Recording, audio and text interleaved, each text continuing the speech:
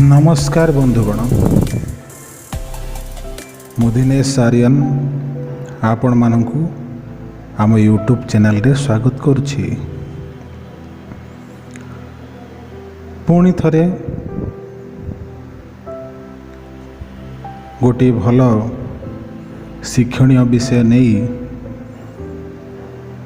गोटे गल्प प्रस्तुत करने को जाऊछु। आशा करुछि आपण मानकु निश्चित भाव में भल लगिबो।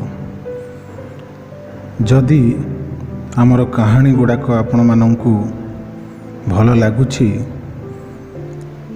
आपण माने आमको प्रोत्साहन देवा पाई आमर यूट्यूब चैनल को निश्चित भाव में सब्सक्राइब करंतु और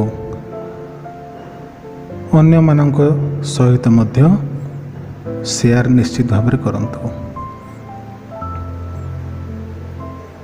आजिर कहानीटी को रचना करिसेंती सरोज कुमार सावत। कहानीटीर ना होछि बापा हब तो एमिति। बंधुगण, यही कहानी रे आमे जानिबा केमिति बापा निज झीर संसार को ठीक भाव में आग को नवा पाई किछि नियारा चेष्टा करिसेंती। तो आसंतु गल्पटी आरंभ करिबा। आरती नामक जड़े झीर विवाह हो गला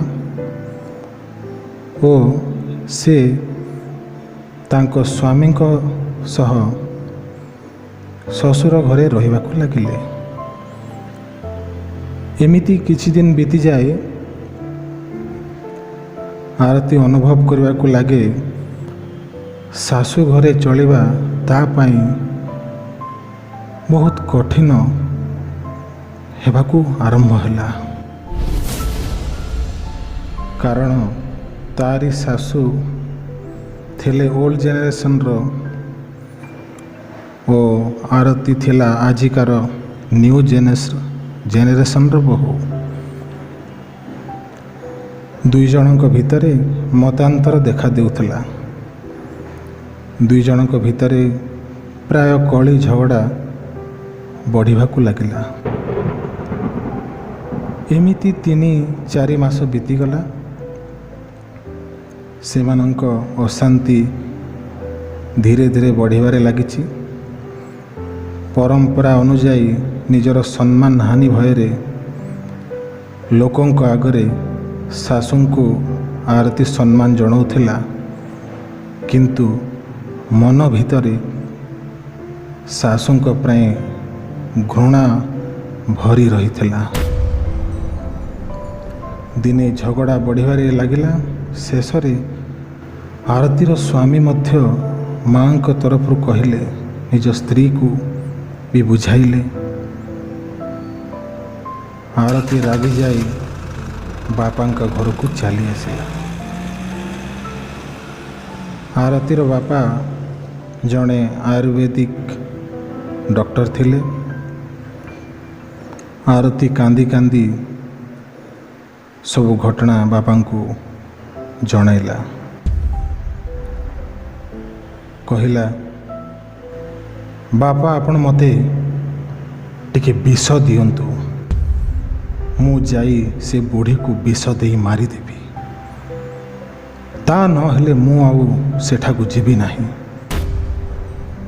बापा ये सब कथा शुणी झील को कुंढाई पकईले एवं आश्वासना दे कहले,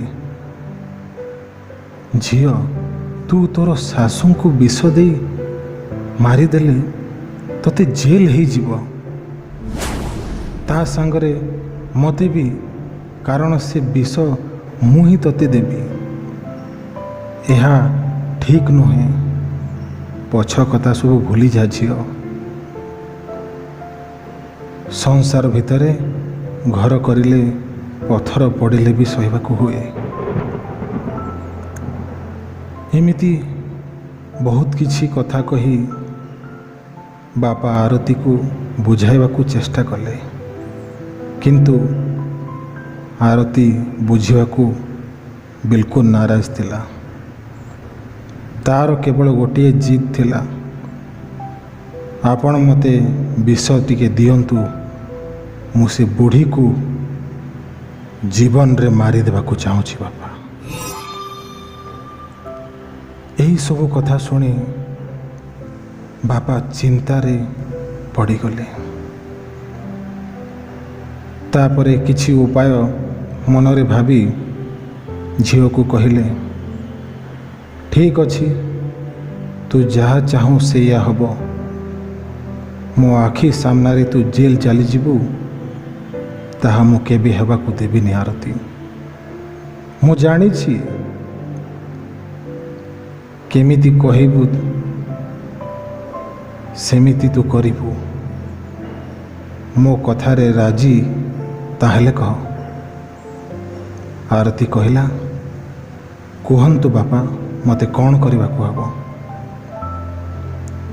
ବାପା ଗୋଟିଏ କାଗଜରେ କିଛି ଔଷଧ ଗୁଣ୍ଡ ପୁଡ଼ିଆ ବାନ୍ଧି ଝିଅ ହାତରେ ବଢ଼େଇ ଦେଇ କହିଲେ, ଦେଖ ଝିଅ, ଏହି ପୁଡ଼ିଆରୁ ଗୋଟିଏ ଚିମୁଟା ପାଉଡ଼ର ଡେଲି ଖାଇବା ସାଙ୍ଗରେ ମିଶାଇ ତୋତେ ଦେବାକୁ ପଡ଼ିବ। କମ୍ ମାତ୍ରାରେ ଦେଲେ ହିଁ ସେ ଏକା ସାଙ୍ଗରେ ମରିବେନି। ଧୀରେ ଧୀରେ ବିଷ ପୁରା ଶରୀରରେ ଖେଳିଯିବ ଓ 5-6 ମାସ ଭିତରେ ମୃତ୍ୟୁ ହୋଇଯିବ। ଲୋକେ ଭାବିବେ ସ୍ୱାଭାବିକ ମୃତ୍ୟୁ ହୋଇଯାଇଛି, କିନ୍ତୁ ଗୋଟିଏ କଥା ମନେ ରଖିବୁ, ତୋ ସ୍ୱାମୀକୁ ଯେମିତି ଏ କଥାର ଆଭାସ ନ ହୁଏ, ଏ ବିଷୟରେ କିଛି ଜଣା ନ ପଡ଼େ। ସେଥିପାଇଁ ଆଗ ଭଳି ବିଲକୁଲ କିଛି ଝଗଡ଼ା କରିବୁନି। ଘରେ ତୋ ଶାଶୁଙ୍କ ସହ ସ୍ନେହ, ଆଦର, ମମତା ସହ ବ୍ୟବହାର କରିବୁ, ସେବା କରିବୁ, ତାହେଲେ ଯାଇ କିଛି ସନ୍ଦେହ ଆସିବ ନାହିଁ। ଆରତୀ ଚିନ୍ତା କଲା, ମନରେ ଭାବିଲା 6 ମାସର କଥା, ତାପରେ ସବୁଦିନ ପାଇଁ ବୁଢ଼ୀଠାରୁ ମୁକ୍ତି ମିଳିଯିବ। ଏହା ଭାବି ବାପାଙ୍କ ହାତରୁ ପୁଡ଼ିଆ ନେଇ ଚାଲି ଆସିଲା ସ୍ୱାମୀ ଘରକୁ। ତା ପରଦିନ ଭୋରରୁ ଉଠି ଶାଶୁଙ୍କ ସେବାରେ ଲାଗିଗଲା। ଶାଶୁ ଯାହା ବି କହିଲେ ମୁଣ୍ଡ ନୁଆଇଁ ସହିଗଲା, କିଛି ଜବାବ ଦେଲା ନାହିଁ। ହସ ଖୁସିରେ ମିଳାମିଶା ବି କଲା। ତା ସହିତ ପ୍ରତ୍ୟେକ ଦିନ ସେହି ପୁଡ଼ିଆରୁ ଗୋଟିଏ ଚିମୁଟା ବିଷ ମଧ୍ୟ ଶାଶୁଙ୍କ ଖାଦ୍ୟରେ ମିଶାଇ ଦେଉଥିଲା। ଏମିତି କିଛି ଦିନ ବିତିଗଲା ପରେ ବୋହୂର ସେବା ଶୁଶ୍ରୂଷା ଦେଖି ଶାଶୁ ଧୀରେ ଧୀରେ ପରିବର୍ତ୍ତନ ହେବାକୁ ଲାଗିଲେ। ଗାଳି ଦେବା ବଦଳରେ ତାକୁ ଆଶୀର୍ବାଦ ଦେବାକୁ ଲାଗିଲେ। ଏହି ଭିତରେ 4 ମାସ ବିତିଗଲା। ଘର ଭିତରେ ହସ ଖୁସିର ସୁଅ ଛୁଟିଗଲା। ଶାଶୁ ବୋହୂ ଭିତରେ ଯେମିତି ମା ଝିଅର ସମ୍ପର୍କ ଗଢ଼ି ଉଠିଥିଲା। ସ୍ନେହ, ଶ୍ରଦ୍ଧା, ଭଲ ପାଇବା ବଢ଼ିବାରେ ଲାଗିଲା। ଧୀରେ ଧୀରେ ଶାଶୁଙ୍କ ସ୍ୱାସ୍ଥ୍ୟ ଅବସ୍ଥାରେ ସୁଧାର ବି ଆସିଲା। ଶାଶୁ ଆରତୀକୁ ନିଜ ଝିଅ ଭଳି ସ୍ନେହ କଲେ। ଆରତୀକୁ ବି ନିଜର ଶାଶୁଙ୍କ ଭିତରେ ନିଜର ମାଆର ଛବି ଦିଶିଲା। ଯେତେବେଳେ ଆରତୀ ଭାବୁଥିଲା ସେଇ ବିଷ ବିଷୟରେ, ଯାହାକୁ ସେ ପ୍ରତ୍ୟେକ ଦିନ ଖାଇବାରେ ମିଶାଇ ଦେଉଛି ଏବଂ ଅତି ଶୀଘ୍ର ଶାଶୁଙ୍କର ମୃତ୍ୟୁ ଘଟିଯିବ,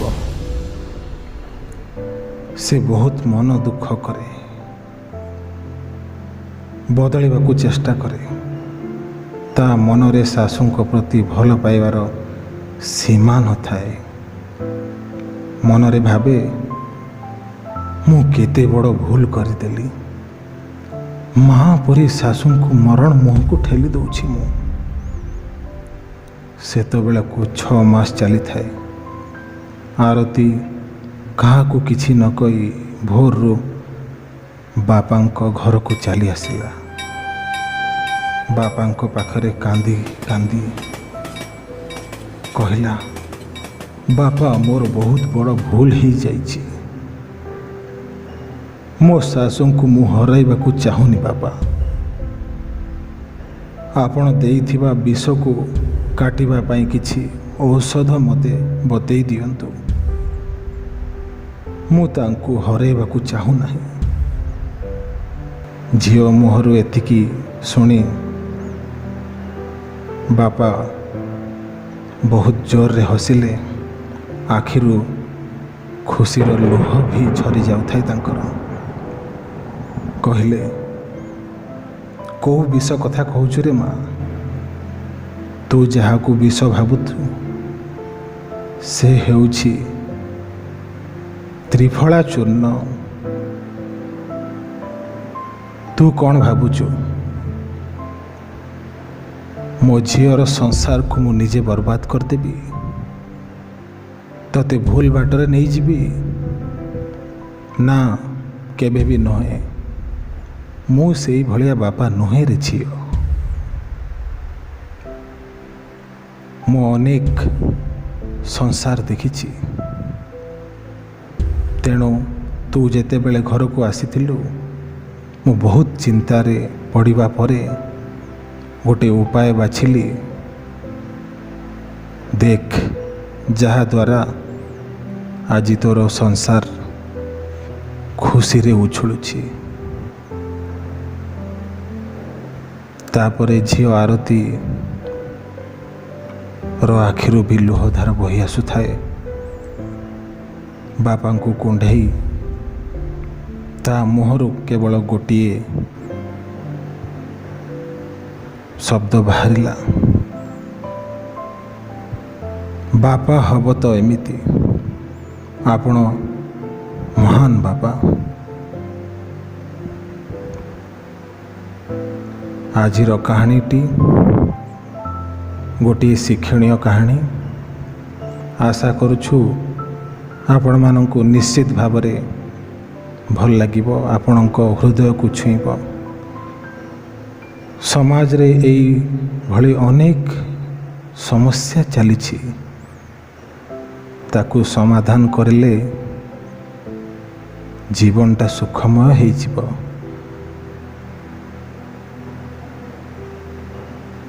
ତ ଏତିକିରେ ରଖୁଛୁ। ପୁଣି ଫେରିବୁ କିଛି ଭଲ ଭଲ ଗଳ୍ପ ନେଇ। ରହୁଛି। ନମସ୍କାର।